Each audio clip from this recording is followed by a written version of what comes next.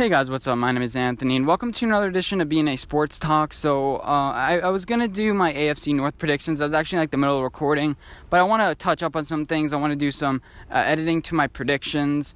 But, yeah, so I want to talk about some NFL news because I haven't really done that in a while, and I think it's fun. And I feel like there's something people are missing when in their coverage. So, first of all, Melvin Gordon. I'm starting to not like the Chargers this year. I'm looking at it. They have the 29th ranked offense. They have offensive line.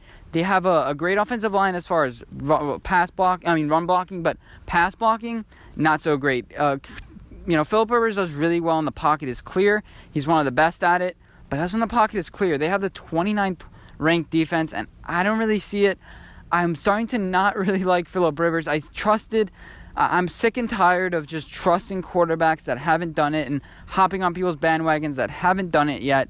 And I'm sick and tired of getting burned by guys like Tom Brady that, do it year after year after year. So if I haven't seen it, I'm not going to call it. Philip Rivers had all those talented teams, and he went 6-10 all those years with horrible teams. And now that Eli Manning's doing that, all of a sudden Philip Rivers is a great quarterback. No, he's just as good as Eli. Even worse at this point. He's ranked so high according to everyone else. I'm starting to jump off the Chargers bandwagon, but as far as Melvin Gordon, I think they should offer him, $10 to $12 million a year. If not, get out of here. Anthony Lynn is a running back coach. He'll be able to put anybody in. That's great.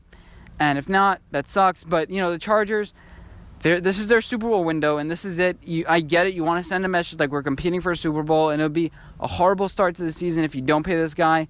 But I think that Melvin Gordon is a bit overrated. They were doing just fine without him. If you could start building that camaraderie, if you could, you can just plug and play running backs. You don't need a star running back. We saw that with New England. We saw that with the Eagles.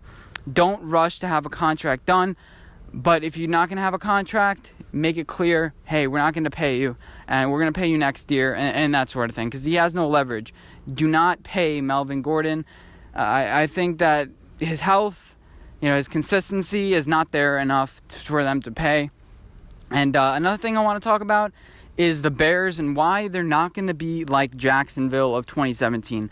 So my first point is they're not noisy. You have Khalil Mack, who's the leader of this defense. You did get rid of Vic Fangio, but I think that the guy that they brought in, they brought in from the Colts, who's the Colts head coach, Chuck Pagano, a couple years ago.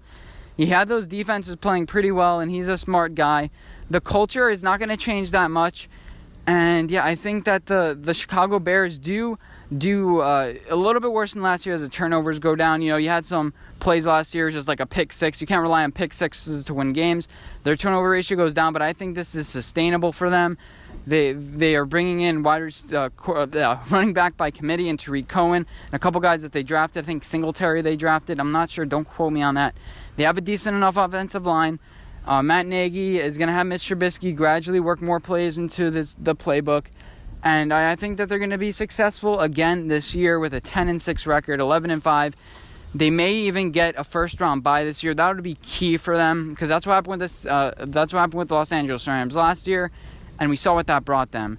So next thing I want to talk about, I want to keep on mentioning Chicago because people don't really understand. People keep on discounting Chicago, and I really don't understand. Mitch Trubisky, his MVP odds are way too high right now. They're like 55-1. He's not going to win MVP. I hate to break it to everybody, and I'm going to break down their schedule eventually. But the Chicago Bears are good. Okay, this is long-term sustainable. We've seen it with a lot of teams. The turnover differential was really high. Even though the Bears had an easy schedule, this team has a good coach. That's the difference between the Jaguars. Doug Marrone, you think Doug Marrone is better than Matt Nagy, and who learned under Andy Reid? Come on, Doug Marrone is a joke. The Jacksonville Jaguars made a whole lot of noise, and that's the final point I want to mention about the Bears, because I want to shift to Vic Fangio and the Denver Broncos, because I have a lot of mixed opinions about them, and I'll talk more about it, obviously, when I break their schedule down, but they have an amazing home field advantage. I like Vic Fangio's old school ways, but it may be a little bit too much. As much as we want to bash Cliff Kingsbury about his cell phone rule and millennials and different things like that, it works. Vic Fangio, you have to play to your locker room. This team is only getting younger and younger. You're going to have Drew Lock. You're going to have Noah Fant. You're going to have a bunch of Bradley Chubb. You have to know your locker room. You have to know your audience. And this team is really, you have your Von Millers. You have your Chris Harris Jr.'s on the team. But this team may not respond to it. You want to create like a tough thing. But we saw with Chip Kelly what happened with that. You have to be a little bit cautious with some things. No music at practices. We're wearing jerseys all the time. That sort of thing. You need to build that. You need to gradually implement that with time and time. Just one season with the Bears where you had a great defense isn't really going to prove to everybody that you're a type of guy that could lead your team and you're a type of guy that people can trust. That's the main thing. People don't trust Vic Fangio just yet, but I think it's going to be just fine. With my schedule breakdown, I had them at 8-8, 9-7 with a dark horse playoff chance. Because they have such a good home field advantage. No matter who they play, they're going to be good. I mean, with Case Keenum, they're winning games against Pittsburgh Steelers at home, So I think that the Denver Broncos are going to win some games that they shouldn't win. And if they can sneak a game or two against a division rival, they'll be just in it and may sneak into a wild card spot. But I'm not sure about Vic Fangio, about his leadership, about everything, and different things like that. So another big story is Jalen Ramsey going and bringing up the Brinks truck. Now, what I think is, I don't want to comment about how Tom Coughlin feels about it, even though I kind of just did, about how he's mad and everything. But, the Jalen Ramsey just does not want to play for the Jaguars. Well, he does. He wants to play for the Jaguars ideally, but he knows he's not going to. They already paid A.J. Boye, and you can't pay two cornerbacks, and that's what everyone else is saying. But I also want to say this. Where are they going to ship Jalen Ramsey, and where are they deficient? Because that's where you have to move on to. You realize that he's not getting paid. I'm not sure if you can ship him off now, but before the trade deadline, I'm going to give you a couple options for Jalen Ramsey to go that I think will be kind of interesting. So first of all, what are the Jaguars missing? So I think they're a little bit weak on the offensive line. Not too sexy to trade for offensive line. Offensive line is a cohesive unit. You're not going to trade for offensive line in the middle of the season. You're going to trade for him after the season to maybe build some character.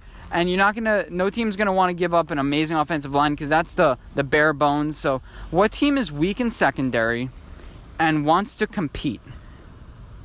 So I think a couple options are the Steelers. I think the Chargers may be a little bit weak in secondary. Now, what other competitor? We have the Eagles that are a little bit weak. And you have the Bears are pretty strong as far as secondary. The Saints.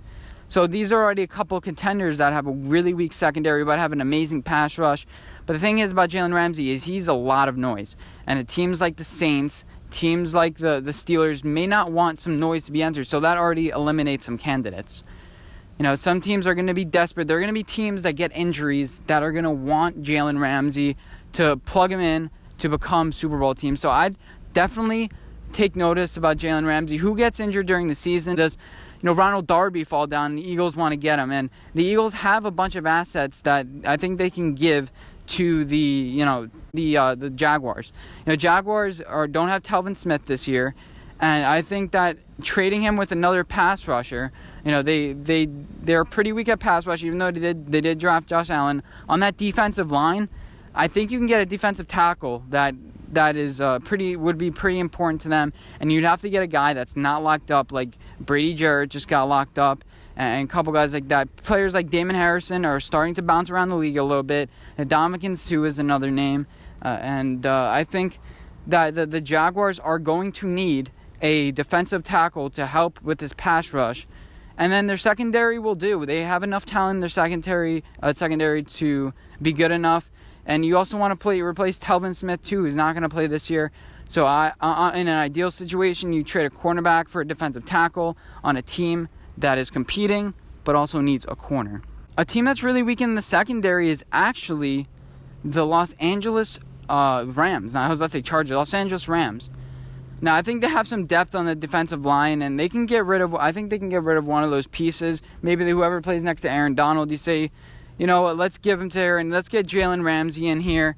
They've done well with a bunch of noise. They've done well with Marcus Peters, Aqib Talib, Ndamukong Suh, and all these bunch of players. So I think Los Angeles, if they get desperate towards the end of the year, there may be an injury to Aqib Talib. I think the Los Angeles Rams, not a conference rival, even though it doesn't really matter with football as much as other leagues, really, with the MLB and stuff. I think I'd watch out for the Rams. I think I'd watch out for the San Francisco 49ers, because Eric Armstead, there are a bunch of pieces on the defensive line, Solomon Thomas, that haven't really panned out, and you can get a couple of those pieces for cheap if you're the Jaguars. And I think that I'd watch out for the NFC West with the 49ers and Rams to want to make a trade with the Jacksonville Jaguars as they try to become more depth at the defensive line position that they're weak at. So yeah, instead of talking about, Jalen Ramsey and Tom Coughlin must be his skin boiling, this is a hot take, I just imagine that, it's great, it's funny. I mean, everybody has said that. For a second, let's just go on to, okay, where is he going to go? What's the plan after? I don't care about the now. What's the plan after this? I could see him being shipped really, really soon, even though the Jaguars do have Super Bowl aspirations this year. If you can get a great defensive tackle from a team like the 49ers, I think they do that. Anyway, I hope you guys enjoyed this video. If you did, make sure to give it a like rating right down there. Please comment, favorite, and subscribe about anything I've talked about today. Anyway, thank you guys for watching. And I'll see you in my next video. Bye, guys.